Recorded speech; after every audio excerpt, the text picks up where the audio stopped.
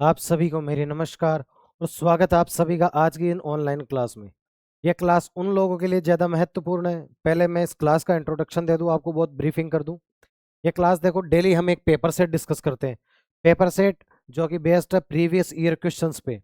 और आप सभी ये जानते होंगे, आपसे बिल्कुल ये अनजान नहीं है कि पेपर सेट लगभग 90 से 95% प्रीवियस ईयर क्वेश्चंस के ऊपर ही बेस्ड रहता है। कोई भी पेपर सेट जो कि रेलवे पूछ रही है, वो लगभग मैथ के पॉइंट ऑफ व्यू से मैं कह रहा हूँ, लगभग 90 से 95% प्रीवियस ईयर क्वेश्चन से ही बनता है। इट मीन्स, मेरा कहने का मतलब ये है कि आपके एग्जाम में जो भी क्वेश्चंस आने वाले हैं, वो लगभग 90 से 95% प्रीवियस ईयर क्वेश्चन के फॉर्मेट में ही है। मतलब जो आज तक एग्जामिनर पूछ चुका है आपसे रेलवे में, वही क्वेश्चंस आपके सामने पुटअप होने वाले हैं। और ये क्लास किन लोगों के लिए ज़्यादा महत्वपूर्ण है वो भी मैं आपको शुरू में ही क्लियर कर देता हूँ। देखो, टारगेट है ग्रुप डी एग्जाम के लिए, तो ग्रुप डी स्टूडेंट्स के लिए तो बहुत ज़्यादा महत्वपूर्ण होने वाली है। उसके इतर कोई भी ऐसा स्टूडेंट या कोई भी ऐसा एस्पिरेंट जो कि जुड़ा है रेलवे की कोई भी एग्जाम से, रेलवे की यदि वो प्रिपरेशन कर रहा है, तो क्लास उसके लिए भी बहुत ज़्यादा महत्वपूर्ण होने वाली है। यदि कोई स्टूडेंट्स अपनी मैथ को इम्प्रूव करना चाहता है, तो क्लास बेशक उनके लिए भी महत्वपूर्ण होने वाली है।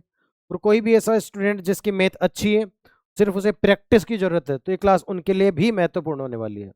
और आज की इस क्लास में, जैसा कि आप सभी जानते हैं, हम डेली का एक पेपर सेट डिस्कस करते हैं। और जो आज का पेपर सेट होने वाला है, वो होने वाला है कि 1 दिसंबर को जो थर्ड शिफ्ट में पेपर हुआ है ग्रुप डी का, वो हम डिस्कस करेंगे। और इस एग्जाम का टारगेट है, एक्चुअली इस क्लास का टारगेट है, एग्जाम का क्लास का दोनों का ही सेम टारगेट है कि आप गणित में मैक्सिमम स्कोर अचीव करें। इट मीन्स फुल में से फुल मार्क्स आप प्राप्त करें और आप सिलेक्शन को प्राप्त करें। ऐसी ही इस क्लास का टारगेट रहा है कुछ काफ़ी टाइम से। आप जानते हो, लगभग ये 9th शिफ्ट है हमारी। और इससे पहले हम 8 शिफ्टों को डिस्कस कर चुके हैं। तो 8 शिफ्टों का मतलब लगभग 200 प्रश्नों का, लगभग क्या एक्चुअली 200 प्रश्नों का हम डिस्कशन कर चुके हैं। और आज ये क्लास जब आपकी फिनिश होगी, तब तक हम 225 क्वेश्चनों पे डिस्कस कर लेंगे। क्योंकि ग्रुप डी के एक पेपर सेट में 25 क्वेश्चन आते हैं, हम तो डेली 25 क्वेश्चनों का डिस्कस करते हैं। इस क्लास का टारगेट है लगभग 100 शिफ्टों का आपको मैं एनालिसिस करवाऊँ, प्रैक्टिस करवाऊँ, ताकि आपके पास जो तैयारी के दौरान लगभग 2500 क्वेश्चनों का जो एक, आप कह सकते हो कि आपके पास खजाना तैयार हो जाए, ताकि उससे आपको एग्जाम में बहुत आसानी हो क्वेश्चन करने में, मार्क्स अचीव करने में, सिलेक्शन लेने में। तो चलिए आज की क्लास स्टार्ट करते हैं। और आज की क्लास का पहला प्रश्न कुछ इस तरीके से होने वाला है। देखो, दो टाइप की कैंडी है, वो क्वेश्चन क्या कहना चाह रहा है देखते हैं। देखो, दो टाइप की कैंडी है, एक तो है लेमन कैंडी। क्या मैं कह सकता हूँ ये तो हो गई सब लेमन कैंडी। दूसरी कह रहा है कि सब स्ट्रॉबेरी कैंडी है। ठीक है जी, स्ट्रॉबेरी कैंडी, कोई दिक्कत यहाँ तक? ठीक है जी। उनकी कीमतों का अनुपात 4:14। 4:14 उनकी कीमतों का अनुपात है। यह हो गई उनकी कीमत। ठीक है जी। अब बोल रहा है कि साहब एक परिवार है जो कि इस मात्रा में उनका उपभोग करता है, इट मीन्स कंज्यूम करता है। और वो कंज्यूम करने की जो उनकी रेशो है, वो है 23:2। ठीक है जी, 23:2। अब बोल रहा है कि साहब स्ट्रॉबेरी कैंडी का और लेमन कैंडी के व्यय का अनुपात, इसका और इसका कितना इन पे खर्च हो रहा है उनका अनुपात चाहिए। साहब इसकी रेट है 4। मान लो कि अनुपात में 4 रुपए गए, और ये 23 रुपए, 23 मात्र क्वांटिटी 23 है, 23 चौके, आप कह सकते हो कि साहब ये लो 23 × 4, इसका रेशो पूछ रहा है 14 × 2 से। ठीक है जी, 14 × 2 से। देखो, 2 इसको काट देगा 2 बार, और 2 इसको काट देगा 7 बार। तो क्या आप कह सकते हो कि रेशो आ गया है 23:7। टोटल इसे इतना टोटल व्यय हुआ है इन पे। देखो, इसकी रेट ये है और इतनी इसकी क्वांटिटी है। तो रेट को मैं क्वांटिटी से गुणा कर दूंगा, तो अपने पास जितना भी हमने इस पे व्यय किया है, खर्चा किया, वो आ जाएगा। आप बोलोगे साहब आ जाएगा, और उसी का अनुपात पूछ रहे हैं। लेकिन सबसे बड़ी और सबसे छोटी बात, सबसे बड़ी ये, इस क्वेश्चन के पॉइंट ऑफ व्यू से जो सबसे बड़ी बात है, और सबसे छोटी वो सिली मिस्टेक जिसे हम एग्जाम में कहते हैं। आप एग्जाम में ऐसी सिली मिस्टेक कभी नहीं करना, वो मैं बता रहा हूं दोस्तों। देखना, स्ट्रॉबेरी का और लेमन कैंडी का, इन दोनों का आपसे रेशो पूछ रहा है, तो पहले स्ट्रॉबेरी का लेना है। तो स्ट्रॉबेरी को हो गया 7 और लेमन का हो गया 23। तो ये हमारा आंसर हो गया साहब। और क्वेश्चन ऑप्शन में देखो आंसर है हमारे पास ये यदि ऑप्शन में आंसर होता, देखो एक ऑप्शन ये होता इसकी जगह 23:7, और आप इस पे ध्यान ना देते कि स्ट्रॉबेरी का लेमन से पूछ रहा है, लेमन का स्ट्रॉबेरी से पूछ रहा है, तो बेशक आप 23:7 एग्जाम में करके आ चुके होते और आपका मार्क्स नेगेटिव हो जाता और आपको एक भी नंबर नहीं मिलता। जहां आपको एक मिल रहा था आपको 1.33 माइनस में होते। ठीक है, चलते हैं नेक्स्ट प्रश्न में। आपको ऐसी गलती नहीं करनी है। ठीक है, चलते हैं। देखो नेक्स्ट प्रश्न क्या है हमारा। नेक्स्ट बोल रहा है कि साहब 600 किलोमीटर की यात्रा है, तो पहले 300 किलोमीटर जो फर्स्ट है, फर्स्ट में ये 300 किलोमीटर किस स्पीड से कर रहा है कवर, इसकी दे रखी है 42। ठीक है जी। दूसरा दे रखा है जो अंतिम इसके 300 किलोमीटर है, वो बोल रहा है कि साहब इसे ये किस दूरी से या फिर उसे किस स्पीड से कवर करें ताकि एवरेज जो स्पीड है वो उसकी आ जाए साहब 63। आप सभी जानते हैं एवरेज स्पीड का फॉर्मूला क्या होता है। आप बोलोगे साहब एवरेज स्पीड का होता है टोटल किलोमीटर अपॉन में टोटल टाइम। ठीक है, मैं इस क्वेश्चन में कहना क्या चाह रहा हूं, देखना ये 600 किलोमीटर है और एवरेज स्पीड है यहाँ पे 63। क्वेश्चन बोल रहा है कि साहब पहले 300 किलोमीटर वो 42 की स्पीड से चल रहा है या दौड़ रहा है, जो भी कर रहा है। नेक्स्ट 300 किलोमीटर वो किसी भी स्पीड से दौड़ रहा है, वो हमें एग्जामिनर यही पूछ रहा है किस स्पीड से दौड़ रहा है, ताकि दोनों दोनों में पूरी डिस्टेंस में पूरी यात्रा में उसका जो एवरेज स्पीड है वो 63 है। अब देखना मैं कहना कहना क्या चाह रहा हूं, मेरी जो इक्वेशन है वो समझना आप। क्या ये टाइम 300 बटे में 42, आप बोलोगे साहब ठीक है, इसको मैं जोड़ दूं इस टाइम के साथ में, 300 में कोई भी स्पीड से रहा होगा ये टाइम, क्या है दोनों टाइम बराबर है क्या इसके, आप बोलोगे साहब बिल्कुल, ये दोनों टाइम इसके बिल्कुल बराबर है। अब इसे सोल्व कर लेंगे, तो इसको मैं काट दूं यहां से, 2 से काट रहा हूं, देखना 150 बटे में 21, इसे काट रहा हूं देखो मैं 3 से, 3 से हो गए 200 बटे में 21। देखो मैं इसे 2 से और इसे 3 से क्यों काट रहा हूं, यह बात भी आपको समझने की जरूरत है। चाहूं तो मैं इसे 3 से और काट सकता हूं, लेकिन नहीं, क्योंकि 21 और 21 मुझे खत्म करना है, नीचे बेस में मुझे सेम ही संख्या बनानी है। आप यदि गणित में जब कैलकुलेशन को आसान करना चाहते हैं तो इन छोटी छोटी बातों का आपको ध्यान रखना होता है। ठीक है, तो सब सॉल्व कर लेते हैं। देखो एलसीएम आ गया हमारे पास 21x, आप बोलोगे साहब बिल्कुल, इसको सोल्व करेंगे यहाँ जाएगा 150x, बिल्कुल, यहाँ जाएगा हमारे पास 300 इंटू में 21, बिल्कुल साहब यही होगा, यहाँ जाएगा 200 अपॉन में 21, तो 21 और 21 क्या कैंसिल हो गया क्या, आप फाइंड करोगे देखो 150x प्लस में 300 गुणा में 21 बराबर होगा हमारे पास 300 गुणा में 21। ठीक है, ये बराबर किसके होगा, ये बराबर होगा सब 200 के। यदि मैं 200x, ये x इधर जाके गुणा हो जाएगा तो 200x, 150x को मैं इधर ले जाऊं तो क्या यहाँ पे 50x बचेगा, आप बोलोगे बिल्कुल। इधर क्या बचेगा, इधर बचेगा हमारे पास 300 गुणा में 21, देखो जीरो से ये जीरो कट गया, 5 इसको काट देगा 6 बार, तो x की वैल्यू आ जाएगी हमारे पास 126। क्या यही पूछ रहा है एग्जामिनर, आप बोलोगे साहब बिल्कुल x की ही वैल्यू पूछ रहा है और 126 हमारा आंसर होने वाला है। क्या आप समझ पा रहे हैं क्या, बहुत आसान है। यदि आप गौर से ध्यान से देखोगे, क्वेश्चन पूछ रहे हैं कि साहब पहले ये स्पीड थी, देन उसके पास क्या स्पीड रहेगी और टोटल उसकी स्पीड ये रहेगी। हम देंगे साहब ये टाइम और ये टाइम मिला के बराबर है इस टाइम के, इक्वेशन में रख देंगे, सोल्व करेंगे और हमारी वैल्यू हमारे सामने होगी। चलते हैं नेक्स्ट प्रश्न में।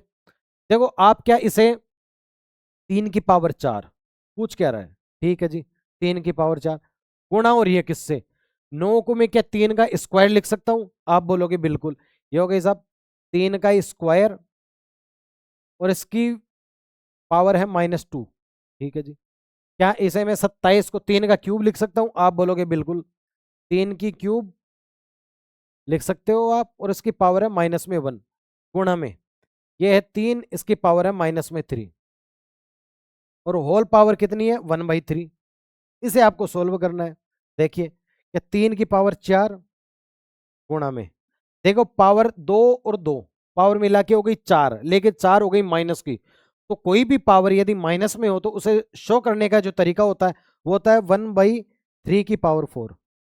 यदि आप इसे प्लस में बनाना चाहते हो तो 1 बटे में लिख दोगे तो ये बिल्कुल प्लस में हो जाएगी आपकी। ठीक है, चलते हैं नेक्स्ट। नीचे क्या है, 3 की पावर -3, क्या इसे मैं कह सकता हूँ 3 की पावर क्यूब गुणा में सेम एज इस तरफ है, तो इसे मैं लिख सकता हूँ 3 की क्यूब। आप बोलोगे साहब बिल्कुल, होल पावर में चल रही है 1/3, क्या इससे ये कैंसिल हो गया क्या? आप बोलोगे बिल्कुल। और इसको मैं यदि ऊपर ले आऊं तो हमारे पास क्या फाइंड होगा, देखना आगे क्या होता है। 3 की क्यूब गुणा में 3 की क्यूब होल पावर है 1/3। देखो जब यदि बेस आपके सामने सेम न होता है, बेस यदि सेम होता है दोनों में, तो पावर ऐड हो जाती है। तो होगा क्या यहाँ पे, आप बोलोगे साहब 3 की पावर हो जाएगी 6 और होल पावर है आपके साहब 1/3। 3 इसको काट देगा 2 बार, तो हमारे पास आंसर आ जाए 3 का स्क्वायर, इट मीन्स 9। क्या यही आंसर है? आप बोलोगे साहब बिल्कुल यही आंसर है। कितना आसान है दोस्तों, देखो। चलते हैं नेक्स्ट में। नेक्स्ट हमारा बोल रहा है कि साहब 21 फरवरी 2024 से 22 अप्रैल 2024 तक की अवधि के लिए 6% रेट ऑफ इंटरेस्ट से ब्याज दर से 4,000 पर साधारण ब्याज कितना होगा। ये बोल रहा है क्वेश्चन की साहब 6% है रेट ऑफ इंटरेस्ट, लेकिन 1 साल के लिए। 1 साल में होते हैं साहब 12 महीने। 12 महीने के लिए यदि 6% रेट ऑफ इंटरेस्ट है, वो भी सिंपल इंटरेस्ट में, साधारण ब्याज में, तो 2 महीने के लिए आप बोलोगे साहब डिवाइड किया है 12 महीनों को 6 से, तो रेट ऑफ इंटरेस्ट को भी 6 से डिवाइड कर देंगे। आप बोलोगे साहब रेट ऑफ इंटरेस्ट 6%। ये है साहब 12 महीने के लिए, 12 मंथ के लिए। तो हमारे पास 2 मंथ के लिए रेट ऑफ इंटरेस्ट क्या हो जाएगी, आप बोलोगे साहब 2 मंथ के लिए रेट ऑफ इंटरेस्ट हो जाएगी 1%। और 1% से 4,000 का ब्याज, 4,000 की राशि पे 1% से ब्याज हो जाएगा हमारे पास, ये 2 जीरो से 2 जीरो गई और हमारे पास बता 40। क्या यही आंसर है? आप बोलोगे साहब बिल्कुल यही आंसर है। क्या समझ पा रहे हैं दोस्तों? देखो 40 आंसर। ठीक है, समझ पा रहे हैं क्या आप? यदि आपको समझ नहीं आ रहा है तो बिल्कुल आप कमेंट सेक्शन में बिल्कुल लिख सकते हैं कि ये साहब प्रश्न हमारा ये हमारे समझ में नहीं आ रहा है, ताकि जब भी मैं कमेंट देखूं मैं समझ पाऊं कि आपको कहाँ प्रॉब्लम्स हो रही है। ठीक है, चलते हैं नेक्स्ट प्रश्न में। देखो x+y+z दे रखा है हमारे पास 0, और पूछ रहा क्या है x³ + y³ + z³ और दे क्या रखा है xyz। मैंने लास्ट क्लास में ही शायद आपको बताया था कि जब भी आपके सामने a³ प्लस में b³ प्लस में c³ जहां भी बराबर में आ जाए 3abc के, ठीक है, तो आपके सामने रिजल्ट निकल के क्या आता है, आप बोलोगे साहब रिजल्ट निकल के आता है a+b+c = 0। ठीक है, जहां जहां आपके सामने ये लिखा है तो उसका मतलब होगा ये। और मैं यदि मैं इनवर्स कहूं, जहां जहां आपके सामने ये लिखा है तो क्या उसका मतलब भी ये होगा क्या?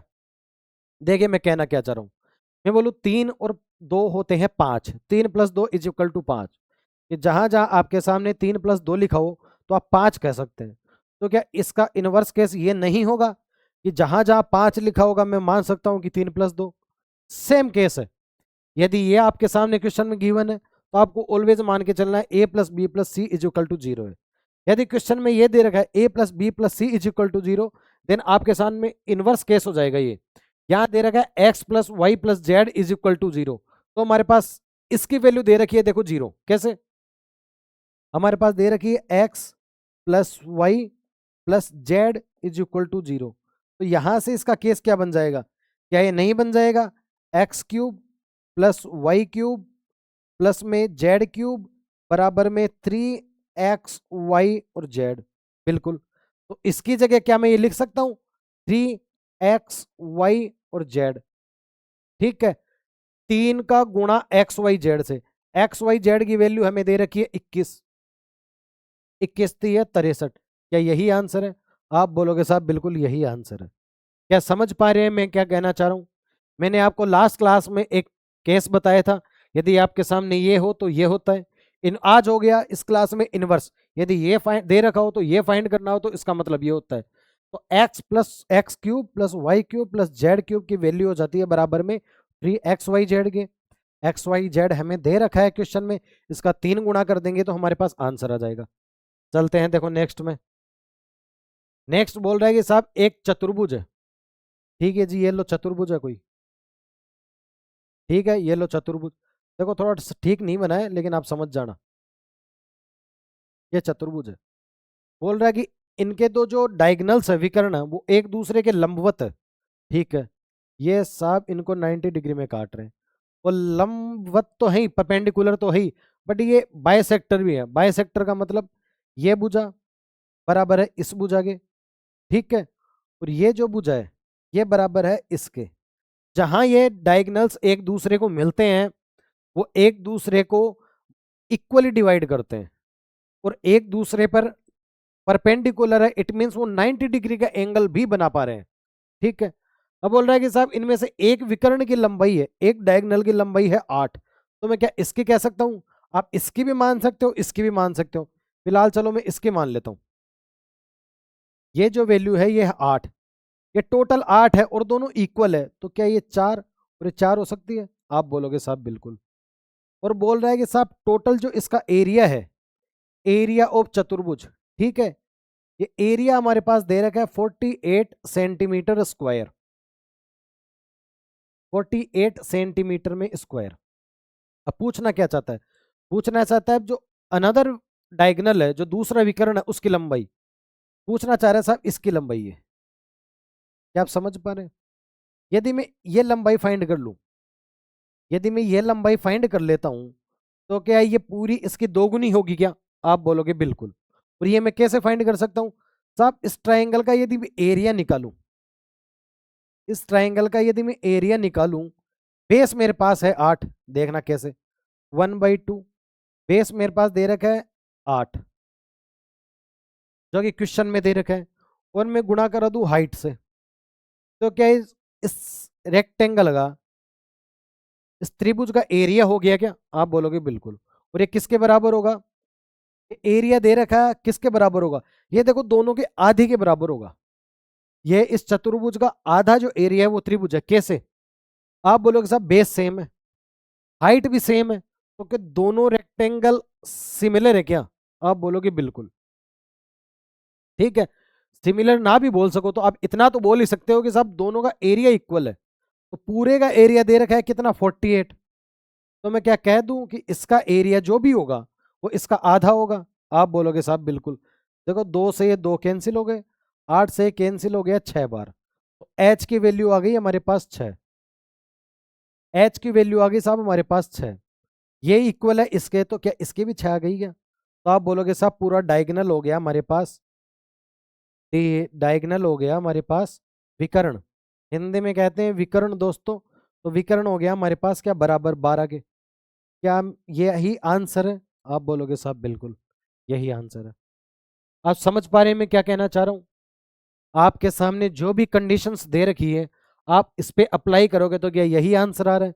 कोई भी डाउट होता है तो आपको बोल के चलना है। ठीक है, चलते हैं नेक्स्ट में। बोल रहा है कि साहब 435 मीटर लंबी एक रेलगाड़ी है जो कि अपनी लंबाई से 3 गुना प्लेटफॉर्म को।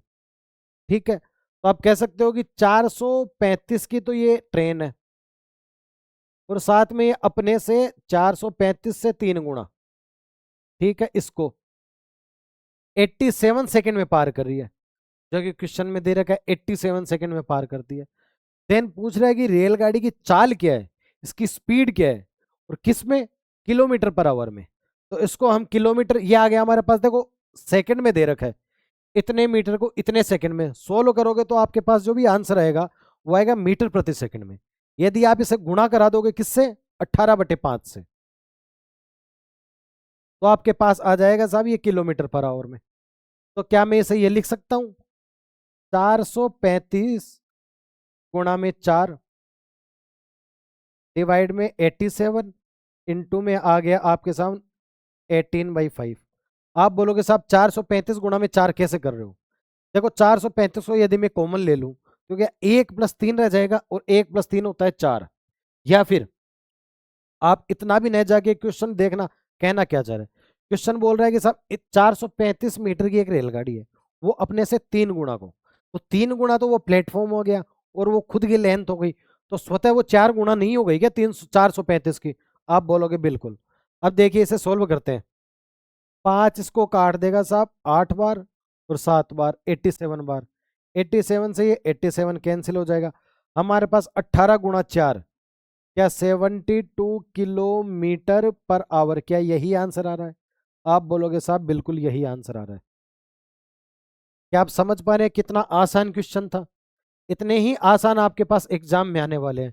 क्यों? क्योंकि ये क्वेश्चंस मैंने नहीं बनाए, एग्जामिनर ने 1 दिसंबर के शिफ्ट में यही क्वेश्चंस आपसे पूछे हैं दोस्तों। आपको सिर्फ क्लास में बने रहना है। मैं फिर कह दूं, ये क्लास उन लोगों के लिए ज़्यादा महत्वपूर्ण है जो ग्रुप डी की तैयारी कर रहे हैं, या फिर जो लोग जो गणित में अपने सुधार की चाह रखते हैं, या फिर वो लोग जो सिर्फ प्रैक्टिस के दौरान सिर्फ प्रैक्टिस के लिए इस क्लास को ज्वाइन कर रहे हैं। जिनकी मैथ पहले से अच्छी है वो बिल्कुल इसे 1.5 मतलब 1.5 गुना स्पीड से चलाएं वीडियो को और प्रैक्टिस करते रहें। उनके लिए भी बहुत ज़्यादा यह महत्वपूर्ण क्लास है। तो उन सभी स्टूडेंट्स को देखना है, और आपकी नज़र में ऐसे कोई स्टूडेंट्स हैं जो इन तीनों चारों क्राइटेरिया में आते हैं, आप बिल्कुल उनको शेयर भी कर सकते हो। आप सजेस्ट भी कर सकते हो कि ये क्लास देखो, आपकी मैथ में बिल्कुल सुधार होगा। चलते हैं देखो नेक्स्ट में। नेक्स्ट प्रश्न है कि साहब वाटर टैंक।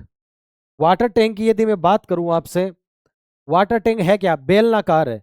बेलनाकार की यदि मैं आपसे बात करूं तो देखो बेलनाकार होता क्या है। सबसे पहले तो मैं आपको बता दूं बेलनाकार चीज क्या होती है। देखो बेलनाकार कुछ ऐसी आपके सामने शेप होती है, ठीक है। बेलनाकार शेप होती है कुछ ऐसी, बोल रहा क्या है कि व्यास, व्यास होता है देखो साहब रेडियस का 2 गुना। व्यास इंग्लिश में कहते हैं इसको डायामीटर। डायामीटर देखो व्यास क्या होता है। देखो बात करूं ये इसकी, इसके बेस की, यदि मैं इसकी पूरे की बात करूं तो ये हो रहा है डायामीटर, इट मीन्स व्यास। और यदि मैं बात करूं सिर्फ इसी की तो ये हमारे पास होगी रेडियस। यदि डायामीटर 2.8 है तो रेडियस 1.4 हो गई क्या, आधी? आप बोलोगे साहब बिल्कुल। हाइट है इसकी 3.5, ये हाइट दे रही है साहब 3.5, ठीक है जी। अब देखिए कहना क्या चाह रहा है।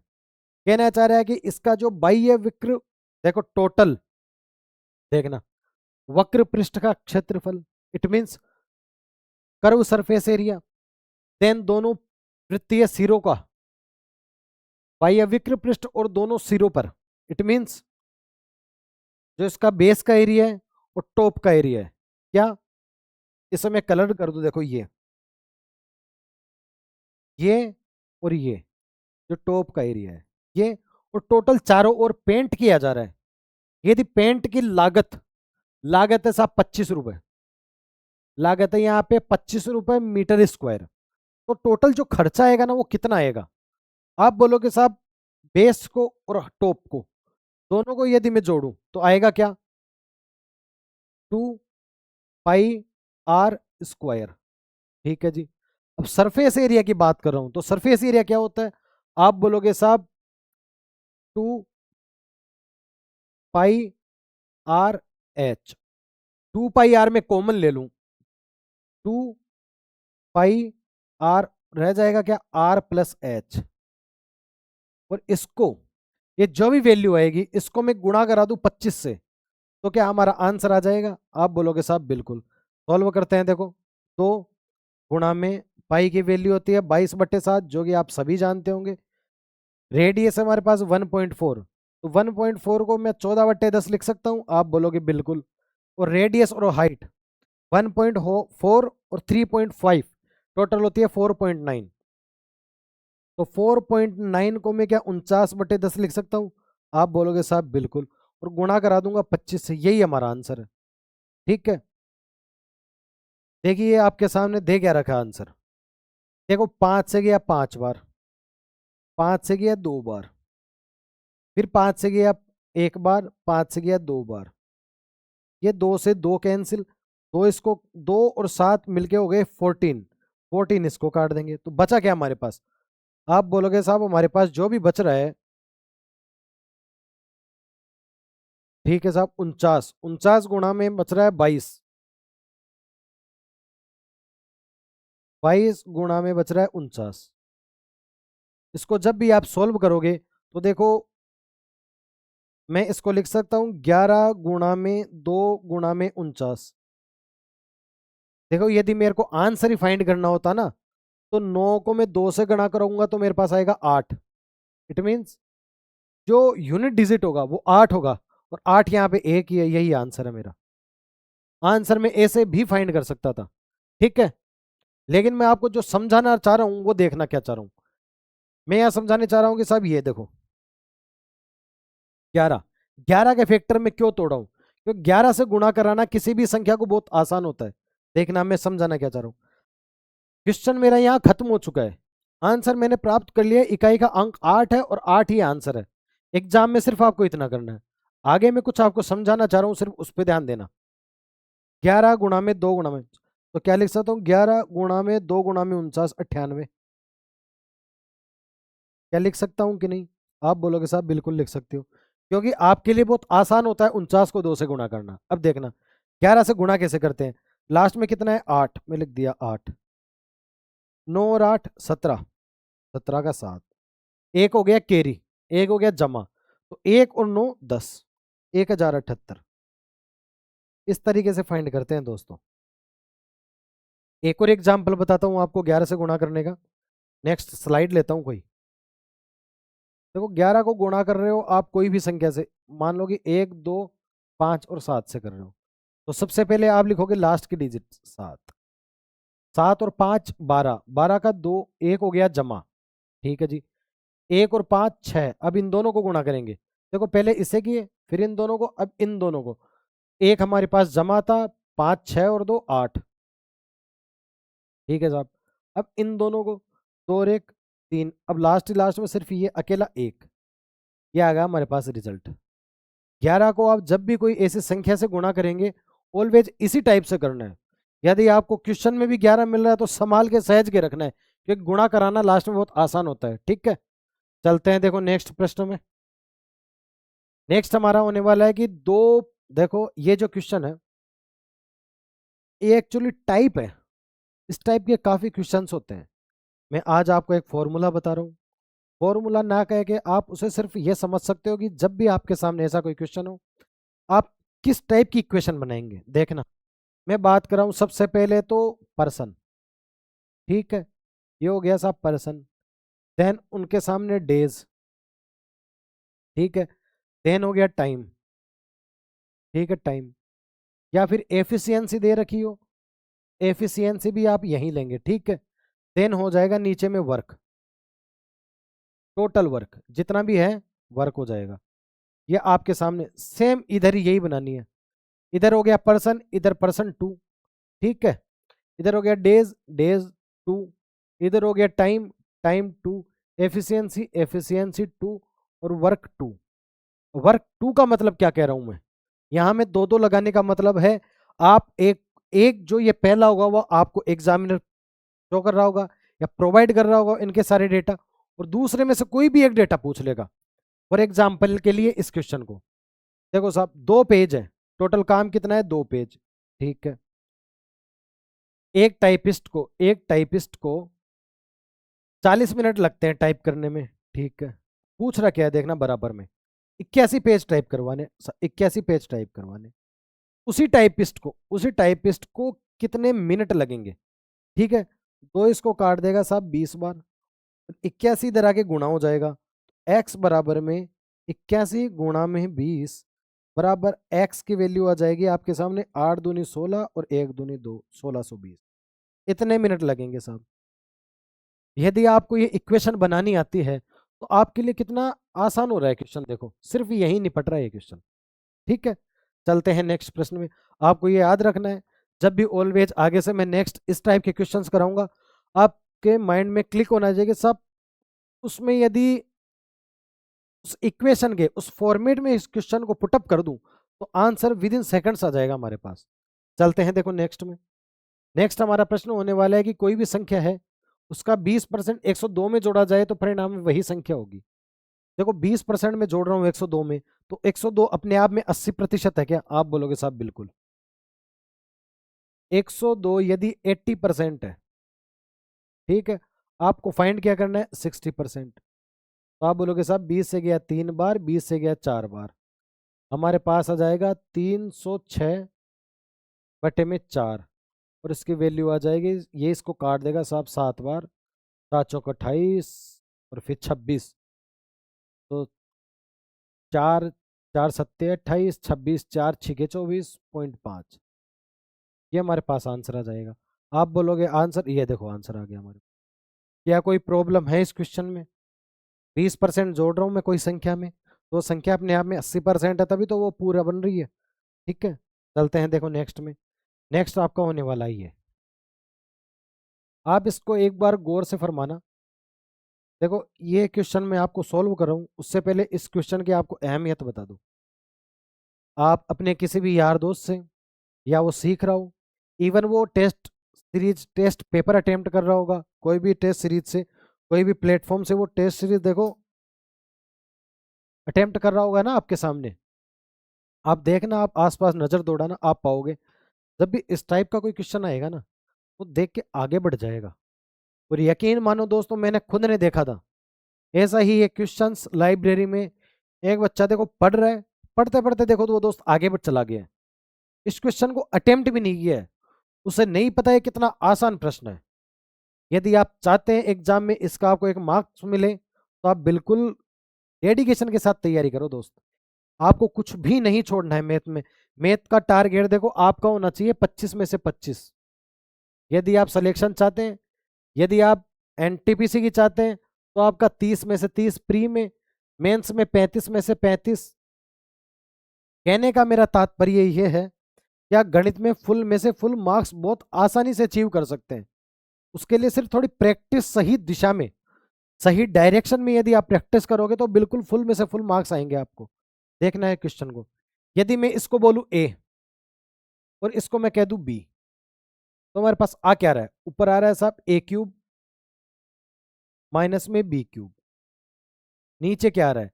नीचे आ रहा है साहब ए स्क्वायर प्लस में ए गुणा में बी प्लस में बी स्क्वायर। क्या यही आ रहा है क्या? आप बोलोगे साहब बिल्कुल।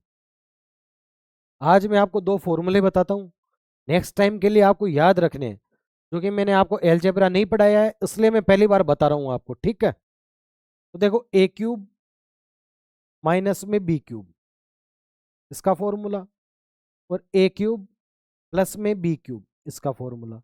इन दोनों का फॉर्मूला आपको एक साथ ही याद करना है। ठीक है, बहुत आसानी होती है। देखो ए क्यूब, यहाँ एक फैक्टर ए हो गया, एक माइनस बी, यहाँ हो गया ए प्लस बी। ठीक है, यहाँ हो जाएगा ए स्क्वायर प्लस में ए बी प्लस में बी स्क्वायर। ठीक है, जब माइनस है तो बीच में देखो प्लस आ रहा है, और यहाँ पे ए स्क्वायर माइनस में ए बी प्लस में बी स्क्वायर। क्या आप समझ पा रहे हैं क्या मैं क्या कहना चाह रहा हूँ? आप बोलोगे साहब बिल्कुल, ये फॉर्मूला होता है, ये आपको याद रखना है। अब देखना, यदि मैं इसकी जगह ये फॉर्मूला रख दूं, ठीक है, देखना आगे क्या रखना चाह रहा हूं मैं। ठीक है, ए माइनस में बी ए स्क्वायर प्लस में ए बी प्लस में बी स्क्वायर। ठीक है, आप बोलोगे साहब बिल्कुल, ए स्क्वायर माइनस प्लस में ए बी प्लस में बी स्क्वायर नीचे हमारे पास, तो इससे ये कैंसिल हो जाएगा, हमारे पास बचेगा क्या? ए माइनस में बी। ए दे रखा हमारे को 0.85, माइनस कर देंगे 0.1, तो हमारे पास आंसर क्या आ जाएगा? 0.75। कितना आसान क्वेश्चन है, कसम है आपको, जिसको भी आप मानते हो आप बताना कितना आसान है इस क्वेश्चन को करना, कितना आसान है आपके सामने। सिर्फ आपको ए माइनस बी करना है, और आपका यदि ये कंसेप्ट नहीं पड़ा हुआ है, आपकी प्रैक्टिस सही दिशा में नहीं है, तो एक क्वेश्चन आप छोड़ के आ जाओगे, और ऐसा इतना आसान क्वेश्चन छोड़ के आ जाओगे यार दोस्त, आप अफोर्ड नहीं कर पाओगे इतने आसान क्वेश्चनों को छोड़ना। ठीक है, चलते हैं देखो नेक्स्ट में। नेक्स्ट हमारा होने वाला है कि साहब कोई है, ए और बी मिलकर 3 दिन में पूरा करते हैं। ये लो साहब, ए और बी मिलकर किसी काम को 3 दिन में पूरा करते हैं। बोल रहे हैं कि बी अकेले उस काम को 21 दिन में पूरा करता है, तो टोटल वर्क क्या 21 मान लें? आप बोलोगे साहब बिल्कुल। तो एफिशिएंसी का रेशो क्या आ जाएगा? यहाँ आ जाएगा 7, यहाँ आ जाएगा 1। ए और बी की दोनों की मिला की एफिशिएंसी 7 है, और बी की यदि 1 है, तो आप ए की बता सकते हो। आप बोलोगे साहब ए की एफिशिएंसी हमारे पास आ गई 6। पूछ रहा क्या है? ए अकेला उससे 2 गुना कार्य, कार्य कितना 2 गुना था, कितना 21, इसका 2 गुना कार्य। ए अकेला 6 की एफिशिएंसी कितने समय में पूरा करेगा, तो अगर 2 इसको काट देगा 3 बार और 3 इसको काट देगा 7 बार। तो क्या हमारा आंसर 7 आ रहा है क्या? आप बोलोगे साहब बिल्कुल यही आंसर है। क्या आप समझ पा रहे हैं कितना आसान हो रहा है? आपका कंसेप्ट यदि क्लियर है तो आपकी प्रैक्टिस अच्छी है तो बहुत आसान है आपके लिए प्रश्न। ठीक है, चलते हैं देखो नेक्स्ट में। नेक्स्ट दे रखा आपके सामने 1 माइनस कोस 2 थीटा बट्टे में दे रखा साइन 2 थीटा। अब देखना दोस्तों में क्या क्या इसको आप ये लिख सकते हो 2 साइन स्क्वायर थीटा, आप बोलोगे बिल्कुल। इसको क्या ये ले सकते हो 2 साइन थीटा गुणा में कोस थीटा, बिल्कुल। देखो 2 से 2 कैंसिल, साइन थीटा से ये स्क्वायर गया, बचा क्या हमारे पास? आप बोलोगे सब हमारे पास बचा है साइन थीटा अपॉन में कोस थीटा।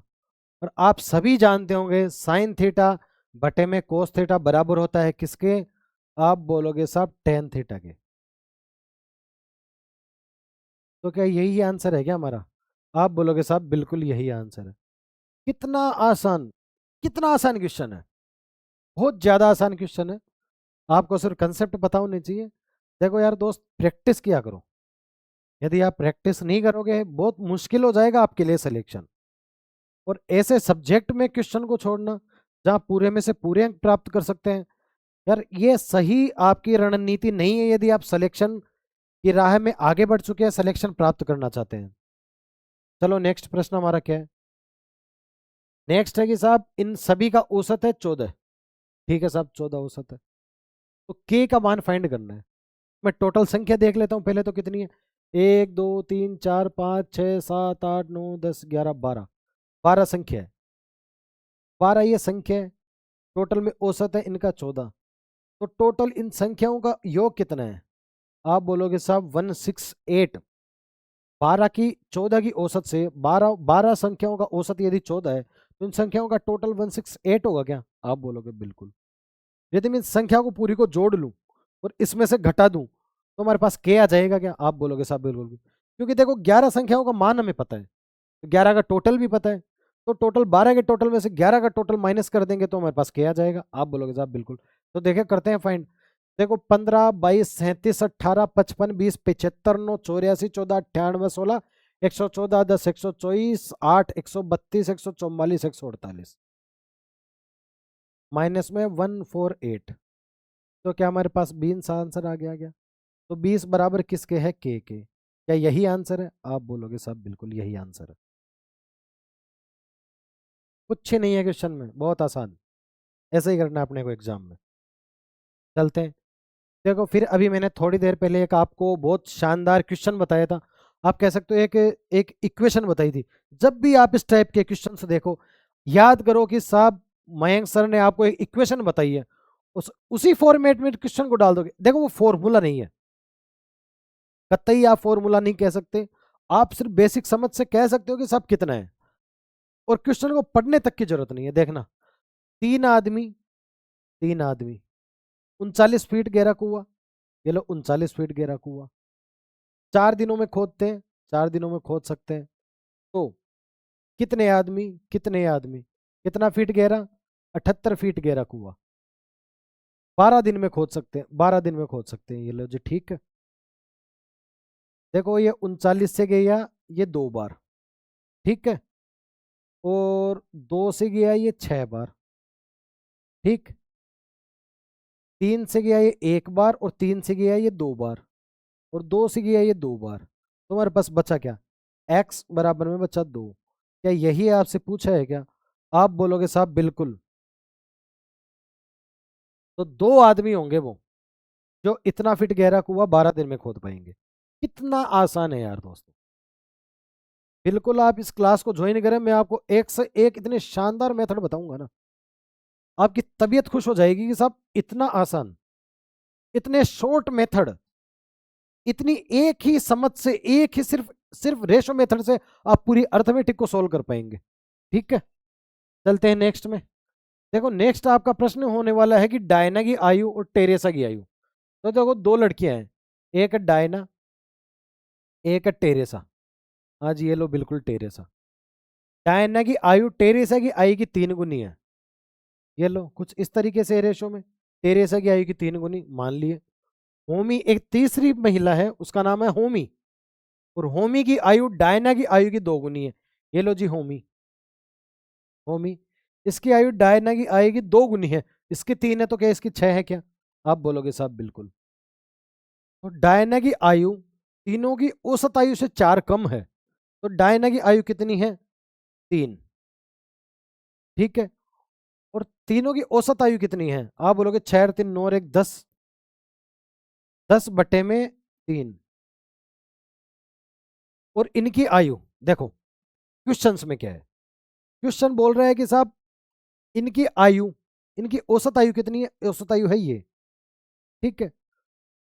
और इसमें से यदि मैं इसको माइनस कर दूं तो हमारे पास आ रहा क्या है? आप बोलोगे साहब 1/3। हमारा जो रेशो है उस हिसाब से इन तीनों की औसत आयु, देखना क्वेश्चन क्या कहना चाह रहा है। डायना की आयु तीनों की औसत आयु से 4 कम है। क्वेश्चन में कह रहा है कि साहब इसकी आयु है ना डायना की, इन तीनों की औसत आयु से 4 कम है, लेकिन हमारे पास क्या रहा है रेशो में? 1/3। तो 4 किसके बराबर है? देखना 4 वर्ष बराबर है 1/3 के, 1/3 के। ठीक है, पूछ रहा क्या है? होमी की आयु। तो होमी की आयु कितनी है? 6। गुणा करा देंगे 6 से, तुम्हारे पास क्या आ जाएगा? देखो 3 ऊपर चला जाएगा, तो 4 × 3 × 6 कितना आ गया? देखो 4 3 12 6 72, 72 वर्ष। क्या यही आंसर है? आप बोलोगे साहब बिल्कुल यही आंसर है, क्योंकि हमारे कंसेप्ट बढ़िया है, हमारी कैलकुलेशन बढ़िया है, हमारे मेथड बढ़िया है। हो ही नहीं सकता कि हम जो आंसर निकाले और वो गलत हो जाए। यही है, यही है, यही है। चलते हैं नेक्स्ट में। नेक्स्ट हमारा होने वाला है कि साहब 3 टाइप के टोकन है एक बॉक्स में, देख लेते हैं साहब। नीले और पीले का अनुपात कितना है? ये लो साहब नीला आपके सामने, और ये पीला, इनका अनुपात कितना है? आप बोलोगे साहब 13 है और 19 है। ठीक है जी। आगे बोल रहा है जबकि नारंगी और नीले का, ये लो नारंगी, नारंगी और नीले का अनुपात है 10:3। आप सभी जानते हैं हम ऐसे फाइंड करते हैं, तो हमारे पास हो जाएगा 130। ये क्रॉस मल्टीप्लाई कर रहा हूँ, इसका इससे गुणा, इसका इससे देने, इसका इससे। 13 3 39, और ये हो गया 19 से कम 19, 19 2 19 38, और 19 30 57। ये रेशो आ गया। पूछ रहा क्या है? नारंगी और पीले का, तो इसका इससे रेशो पूछ रहा है। इसका इससे रेशो हो जाएगा 130 रेशो में 57। क्या यही आंसर है? बिल्कुल यही आंसर है। क्या आपके समझ में, आपके कुछ नहीं आ रहा है क्या, या कुछ भी समझ में नहीं आ रहा हो तो बिल्कुल बताना, ठीक है। और जब भी इस क्लास को देखो, आपको खुद से देखो, यदि आप अकेले बैठे हैं तो आपको खुद से कहता रहना है। जैसे लोग, किसी को लगता होगा बड़बड़ा रहे हो आप, लेकिन बिल्कुल हाँ बिल्कुल समझ में आ रहा है। आपको बोलना है हल्के से, लाइब्रेरी में हो तो मन में बोलना है, बिल्कुल आ रहा है समझ में, ठीक है। नेक्स्ट देखो बोल रखे है, आकृति है, वो कमाती है सब 54,500 रुपये, ठीक है, और अपने वेतन का 17% बचा रही है। तो पूछ रहे हैं कि उसका व्यय कितना है, उसका खर्च कितना है। आप बताओ, आपके पास कोई भी आपकी इनकम है, यदि आप उसमें से 17% बचा रहे हैं तो खर्च कितने कर रहे हैं? आप बोलोगे सर 83%। 83% जानना चाहता है क्वेश्चन, देख लो क्या होगा। 83, 83/100, 2 जीरो से 2 जीरो चली जाएगी, और 545 का गुणा कराना है 83 से। जैसा कि मैंने आपको पहले भी बताया था, गुणा कराना कितना आसान है 3 संख्याओं का। देखो पहले 5 थी 15, एक रह गया जमा, एक 40, 41 और 12 53, 41 12 53, 5 रह गया जमा। देखो 5 जमा रह गया, लेकिन क्वेश्चन हमारा यहीं खत्म हो चुका है। क्यों? क्योंकि जो भी आंसर होगा उसकी लास्ट की दो दो डिजिट होगी ना, वो 35 होगी। और 35 क्या यहाँ है? क्या नहीं है? यहाँ है? नहीं है? यहाँ है? नहीं है? यहाँ है? हाँ, यही आंसर है। फिर भी पूरा सॉल्व कर लेते हैं आपकी तसल्ली के लिए। 5 जमा था, देखो 5 और 15 20, 20 और 32 52, 2 5 फिर जमा रह गया, 5 5 और 5 अट्ठे 40, 5 और 5 अट्ठे 40 हो गया 45। ये हमारा आंसर आ गया। क्या कोई डाउट है क्या? आप बोलोगे नहीं है, नहीं है, नहीं है। यदि आप चाहते हैं कि तीन संख्याओं का तीन संख्याओं से गुणा करना, मैं एक बार ब्रीफ कर देता हूं। देखो, सबसे पहले आपको इन दोनों संख्याओं का गुणा करना है, ठीक, 15 एक जमा, फिर इन दोनों का आपस में करना है, ठीक। देन आपका इस टाइप से करना है क्रॉस, और ये ऊपर नीचे, मतलब 5 का 0 से, 5 का 3 से और 4 का 8 से, सबको जोड़ते हुए चलना है। लास्ट में करना है 4 का 0 से, 5 का 8 से। अब लूसा भी बहुत लेंदी है मेरे दोस्त, ये लेंदी नहीं है। यदि आपकी प्रैक्टिस है तो ये बहुत ईजी है आपके लिए। आपने देखा ही होगा ना मेरे को करते हुए। चलते हैं, देखो नेक्स्ट में। नेक्स्ट होने वाला है कि साहब कोई बिंदु P है, ये आयत के सामने, कोई भी रेक्टेंगल है, रेक्टेंगल के अंदर कोई पॉइंट P, रेक्टेंगल हो गया A B C और D, ठीक है। ये देखो आपके सामने दिया गया PA है 57, ठीक है, PB है 9, और PC कितने है? PC है 54। आप पूछ रहे हैं ये कितना होगा? जब भी आपके सामने ऐसा क्वेश्चन हो, बहुत शानदार इसका मेथड है, और उसकी जो थ्योरम निकल के आती है, उसका रिजल्ट क्या होता है वो मैं बता रहा हूँ। रेक्टेंगल के अंदर कोई भी ऐसा पॉइंट है, तो उस पॉइंट से अपोजिट, मेरी बात को ध्यान देना और ठीक से सुनना, रेक्टेंगल के अंदर कोई भी पॉइंट से अपोजिट डायरेक्शन के जो एंगल है, वहां तक की दूरियों का स्क्वायर का सम अनदर दूरियों के स्क्वायर के सम के बराबर होता है। फॉर एग्जाम्पल, मैं कहना क्या चाह रहा हूं, पी ए का स्क्वायर प्लस में पी सी का स्क्वायर बराबर होगा ऑलवेज पी बी के स्क्वायर के प्लस में पी सी के स्क्वायर। इससे इन दोनों के स्क्वायर का सम, और इस पॉइंट से इन दोनों के स्क्वायर का सम बराबर होगा। और वैल्यू दे रखी है, पी ए की दे रखी है हमारे पास 57 का स्क्वायर, प्लस में पी सी की दे रखी है हमारे पास 54 का स्क्वायर, बराबर है 9 के स्क्वायर प्लस में पी सी के स्क्वायर। मैं आपको 1000 बार चिल्ला के बोल चुका हूँ, लास्ट यूनिट डिजिट का मतलब क्या होता है वो देखो, वो देखते हैं। चारों संख्याएं यूनिट डिजिट में अलग अलग है, तो यूनिट डिजिट से कैसे फाइंड करते हैं?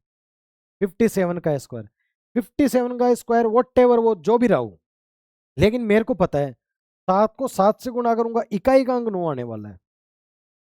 आप बोलोगे बिल्कुल। 54 का जो भी स्क्वायर रहा हो, लेकिन इकाई का अंक 6 आने वाला है। आप बोलोगे बिल्कुल। 9 का जो भी रहा हो, इकाई का अंक 1 आने वाला है, प्लस में पीसी स्क्वायर। तो ये क्या 15, 15 माइनस 1 बराबर में है पीसी का स्क्वायर, तो क्या गया 14।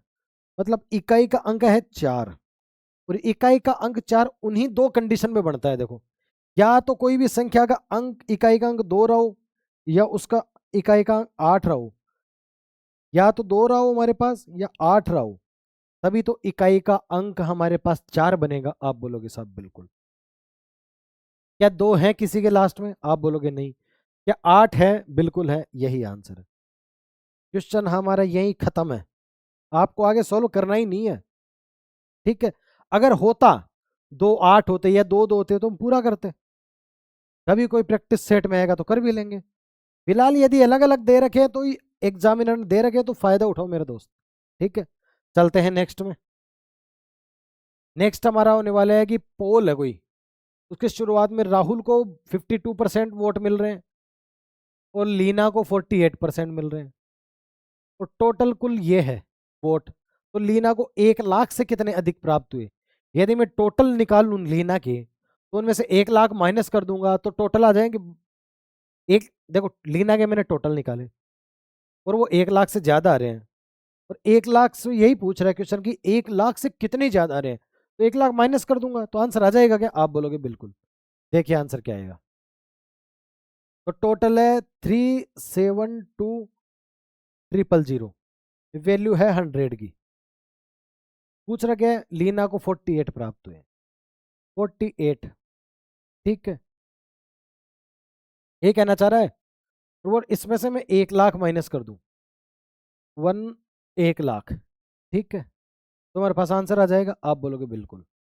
देखो 2 जीरो से 2 जीरो गई, अब 48 को इससे गुणा कराओगे तो देन देखो फिर से वही फॉर्मूला। फॉर्मूला क्या, गुणा कराने का तरीका। देखो ये जीरो है तो जीरो में एक्स्ट्रा लगा के चल रहा हूँ।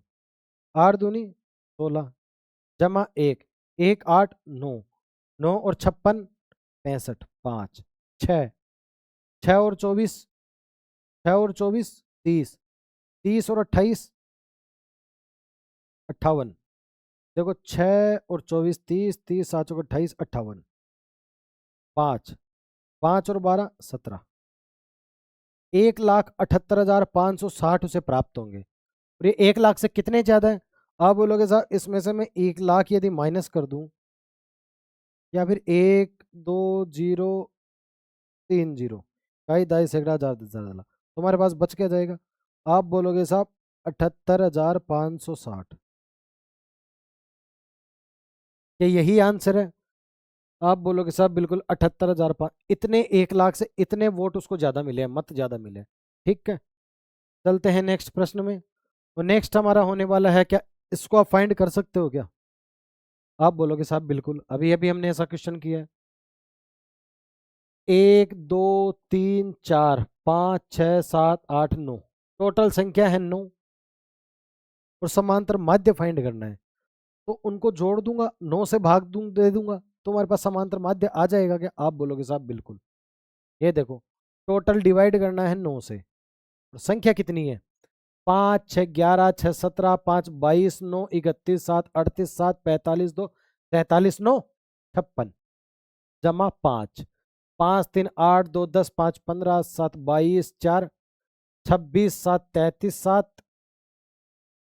33 और 4 37 और 4 41 और 7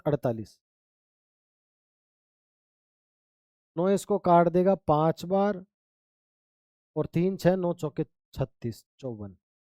क्या यही आंसर है? आप बोलोगे साहब यही है। ठीक है, चलते हैं। देखो नेक्स्ट प्रश्न में हमारा, क्या समझ पा रहे हो क्या? बहुत आसान है यार दोस्तों, आपकी प्रैक्टिस अच्छी है तो। चलते हैं नेक्स्ट प्रश्न में। कोई भी 1050 का माइक्रोवेव है, और टोटल इतनी यूनिट है, मतलब 290 माइक्रोवेव वो खरीद रहा है इस रेट से। एक की रेट है 1050। उस बिल का निपटान के लिए क्रेडिट कार्ड से वो कर रहा है पेमेंट, और उसे छूट कितनी मिल रही है? क्वेश्चन देखो क्या कहना चाह रहा है, उसे क्या छूट मिल रही है। ठीक है, पहले उसे 4%, फिर 25%, कंटिन्यूसली दो छूट मिली है। और कार्ड से भुगतान कर रहा है तो 5% की एक्स्ट्रा छूट मिली है। आप भी जानते ही होंगे, क्रेडिट कार्ड से आप भी पेमेंट करते होंगे, कुछ इस तरीके से ही आपको छूटें मिलती होंगी। तब 10% तो पहले से ही ऑफ है, 20 तो पहले से ही ऑफ है, लेकिन क्रेडिट कार्ड से करोगे तो एक्स्ट्रा ये छूट मिलेगी। तो अब पूछ रहे हैं कि इसके बाद में वो कितना पेमेंट करेगा, कितना भुगतान करेगा। देखो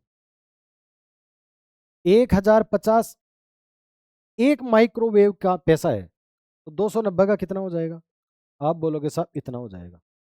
ठीक है, अब छूट उसे मतलब कितना ऑफ मिल रहा है?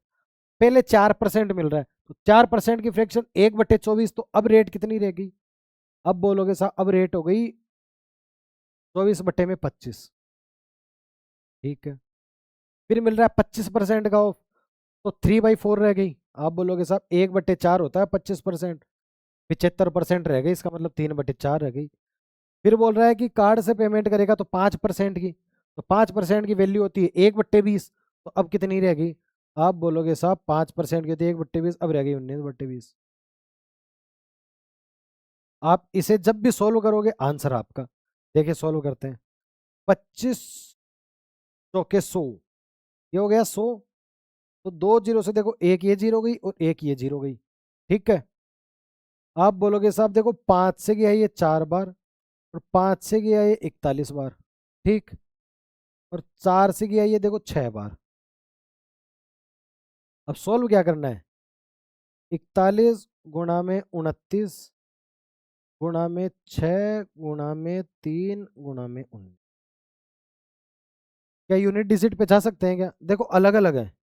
अब यहाँ पर कहीं देखो, मैं कहना क्या चाह रहा हूँ, यूनिट डिजिट पे मैं क्यों जा रहा हूँ? आप बोलोगे साहब मेरे पास यूनिट डिजिट देखो 3 टाइप की है, 0 2 और 8। तो यहाँ पर कहीं आपको 5 दिख रहा है क्या? आप बोलोगे साहब नहीं। तो 5 नहीं दिख रहा, और 0 भी आपको नहीं दिख रहा, तो यार यहाँ पे जीरो बनेगा कैसे? तो देखो दो तो मैं बिल्कुल आपको आसानी से इसको माइनस कर दूंगा, ये भी नहीं हो सकता, ये भी नहीं हो सकता। अब बचेगा इन दोनों में से, और इन दोनों में से यूनिट डिजिट निकाल लूं मैं कि इकाई का अंक क्या होगा, जो भी होगा बस वही आंसर हो जाएगा। देखो 9 को इससे कराओगे फिर 7, 7 को 6 से, 7 6 42, 2, 2 को 9 से 18, यही आया ना। फिर से देखो यार, एक 41 को 29 से कराओगे, इकाई का अंक 9, ठीक। 9 को 6, 9 6 54, इकाई का अंक 4। फिर 4 को 3 से, 4 3 12, इकाई का अंक 2, 2 को 9 से 18, इकाई का अंक 8।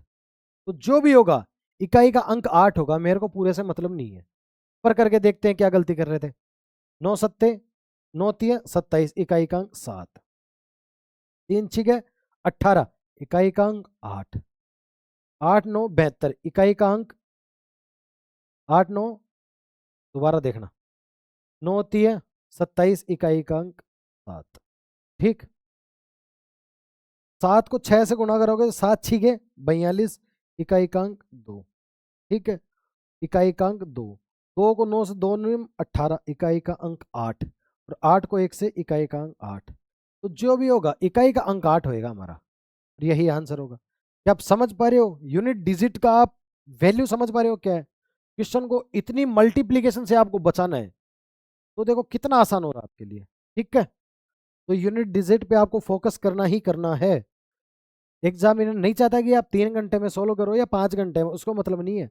उसको तो 90 मिनट में सारे क्वेश्चन सोल्व करो आप, ये चाहिए उसको तो, ठीक है। चलते हैं देखो नेक्स्ट में। नेक्स्ट हो रहा है कि साहब 1 लीटर दूध है का सीपी, कॉस्ट प्राइस, और बराबर है किसके? एसपी के, 80 मिलीलीटर के। तो 1 लीटर में कितने मिलीलीटर होते हैं? आप बोलोगे साहब 1000 मिलीलीटर। तो 1000 मिलीलीटर का सीपी बराबर है 800 मिलीलीटर के एसपी के। तो 2 से काटूंगा तो 4 बार, 200 से, 200 से काटूंगा 5 बार। 5 सीपी बराबर है किसके? 4 एसपी के। तो रेशो क्या आ जाएगा? रेशो आ जाएगा साहब इतना, 4:5।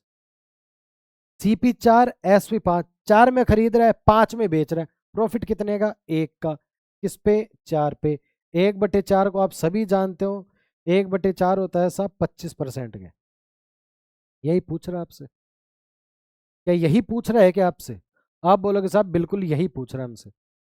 चलते हैं देखो नेक्स्ट में। एक कोई भी फ्रूट्स की टोकरी है, ठीक है, में सेब संतरे से 2 गुने, इट मीन्स ऑरेंज, ऑरेंज और एप्पल का रेशो है हमारे पास में क्या? सेबों की तुलना में 2 गुने संतरे हैं, तो 2:1। टोटल टोकरी में कितने फल है? 36 फल है। ये किसकी वैल्यू है? 3 की। पूछ क्या रहा है? पूछ रहा है कि संतरे, ऑरेंज कितने? ऑरेंज करा देंगे 2 से गुणा, ये इसको काट देगा 12 बार, और 12 गुणा में 2 बराबर हो गया तो 24। यही आंसर। क्या 24 आंसर? ये समझ पा रहे हो क्या आप कितना आसान है? और ये आसान क्वेश्चन मैं नहीं लाया हूँ, मैं सीरीज से स्टार्ट कर रहा हूँ। सबसे पहले 28 नवंबर के पूरे तीनों शिफ्ट कराई आपको, देन मैंने 29 नवंबर को कराई, अब मैं 1 दिसंबर की करवा रहा हूँ। मैं एक सीक्वेंस से हर शिफ्ट का सॉल्यूशन करवा रहा हूँ। ऐसा नहीं कि इतने आसान आसान क्वेश्चन मैंने डाले, ये हो सकता है आपको आसान लग रहे हो, किसी और को नहीं लग रहे हो, ऐसा भी हो सकता है बिल्कुल। चलते हैं नेक्स्ट में। तौलिए बेचने वाली एक दुकान पे एक ग्राहक को 2 तौलिए की खरीद पे 2 मुफ्त पाने का ऑफर मिलता है, तो उसके द्वारा उसे जो प्राप्त हो रही है वो छूट कितनी है? देखो 2 तौलिए खरीदा, पे 2 मुफ्त मिल गए, ठीक है। तो मुफ्त मिल गए कितने? आप बोलोगे सब बिल्कुल 2 मुफ्त मिल गए। कितने तौलियों पे मुफ्त मिले एक्चुअली? एक्चुअली बोल रहे हैं कि 4 पे 2 मुफ्त मिले, तो 4 पे, ठीक है। इसको काट दोगे 1/2, 1/2 की फ्रैक्शन आप सभी जानते होंगे, 1/2 की फ्रैक्शन होती है 50%। यही आंसर है। चलें नेक्स्ट प्रश्न में। अच्छा हो गया पूरा? तो देखो पूरा अपना पेपर हो चुका है, और आपको ऐसे क्वेश्चंस में कभी भी आप चाहते हो कि मेरे को पूरी पीडीएफ फॉर्मेट में क्वेश्चन मिले, तो आप बिल्कुल, एक टेलीग्राम चैनल है, एक तो देखो टेलीग्राम चैनल है, इस ये टेलीग्राम चैनल है ये कोस्मो अकेडमी के नाम से, जिस प्लेटफॉर्म पे आप ये मेरी क्लास देख पा रहे हो। एक तो ये चैनल है Cosmo academy the path of success, ठीक है। दूसरा टेलीग्राम चैनल है आपका मयंक मैथ्स के नाम से, मयंक MATHSM2 ये करके।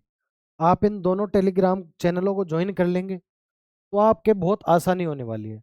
आपके कोई भी नोटिफिकेशन हो, किसी भी टाइप के क्वेश्चंस हो, कोई भी नई अपडेट होगी, आपको सबसे पहले इस टेलीग्राम चैनल पे मिल जाएगी। आपको बिल्कुल ये ज्वाइन करना है। और देखो अपनी प्रैक्टिस को बहुत शानदार रखना है, प्रैक्टिस करते हुए रहना है जब तक कि आप पढ़ते हुए रहना है, प्रैक्टिस करते हुए रहना है, पढ़ते हुए रहना है, प्रैक्टिस करते हुए रहना। कब तक? जब तक आप सिलेक्शन प्राप्त नहीं कर लें। तो मिलते हैं नेक्स्ट क्लास में, तब तक के लिए आप अपना ध्यान रखिए। धन्यवाद।